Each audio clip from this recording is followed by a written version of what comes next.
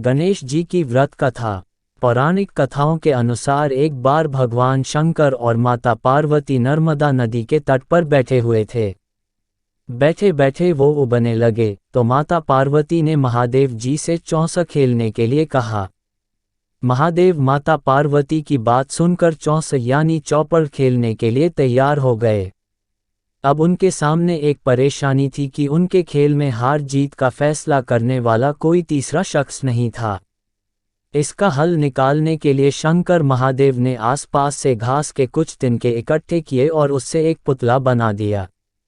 फिर उसमें जान डालकर उससे कहा, हे पुत्र, मैं पार्वती के साथ चौपड़ खेलूंगा और तुम हम दोनों के खेल के साक्षी बनोगे।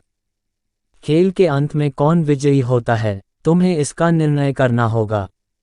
उस पुतले से इतना कहने के बाद महादेव और माता पार्वती ने चौपड़ का खेल खेलना शुरू कर दिया। दोनों ने बारी बारी से 3 बार चौपड़ का खेल खेला और संयोग से तीनों ही बार माता पार्वती की जीत हुई। जब दोनों ने खेल खत्म किया और उस पुतले से विजयी होने वाले का नाम पूछा तो उसने महादेव को इस खेल का विजयी घोषित कर दिया। इससे माता पार्वती को गुस्सा आ गया और उन्होंने उस पुतले को लंगड़ा होने और कीचड़ में पड़े रहने का श्राप दे दिया। माता से श्राप सुनकर उस पुतले ने कहा, हे माँ, मैंने इस खेल का गलत निर्णय अपने अज्ञान के कारण लिया। मैंने किसी गलत इरादे से यह निर्णय नहीं लिया, कृपया मुझे क्षमा करें। पुतले की बात सुनकर माता पार्वती को दया आ गई और उन्होंने उससे कहा, 1 साल बाद यहाँ पर गणेश की पूजा करने के लिए नाग कन्याएं आएंगी। उनसे पूछकर तुम गणेश व्रत और पूजन करना। ऐसा करने से तुम्हें मनोवांछित फल मिलेगा।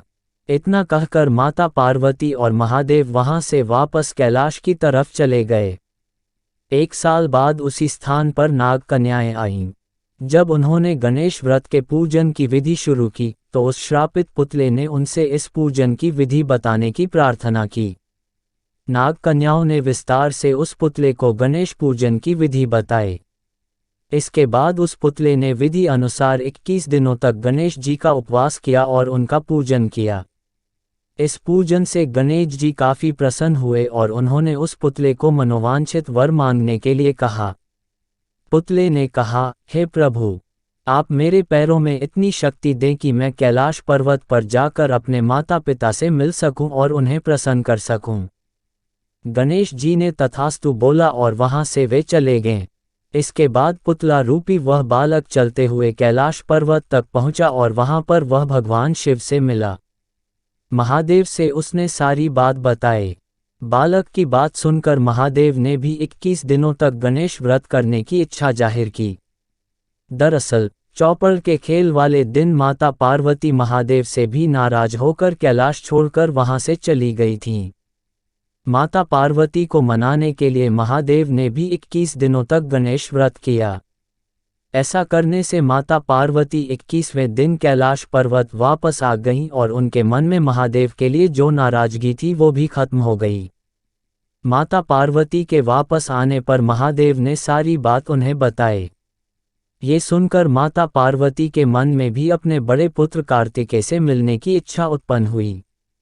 उन्होंने 21 दिनों तक गणेश व्रत करने का निर्णय लिया।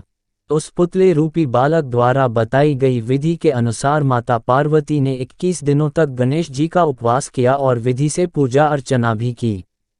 व्रत के 21वें दिन ही कार्तिकेय खुद ही अपनी माता पार्वती से मिलने के लिए कैलाश पर आ गए।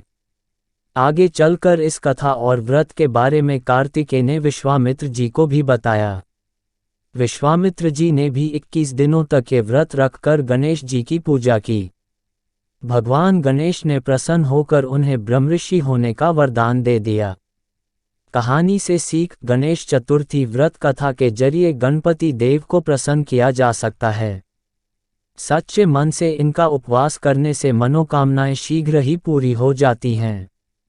धन्यवाद। ऐसी कई हिंदी कहानियां हमारे ब्लॉग पर हैं जिनसे आपको शिक्षा मिलती हैं। उन्हें जरूर पढ़ें और अपने बच्चों को पढ़ाएं क्योंकि ऐसी ज्ञानवर्धक कहानियां ही बच्चों का सर्वांगीण विकास करती हैं। ये कहानी आपको कैसी लगी, हमारे ज्ञानी बाबा चैनल को सब्सक्राइब करें।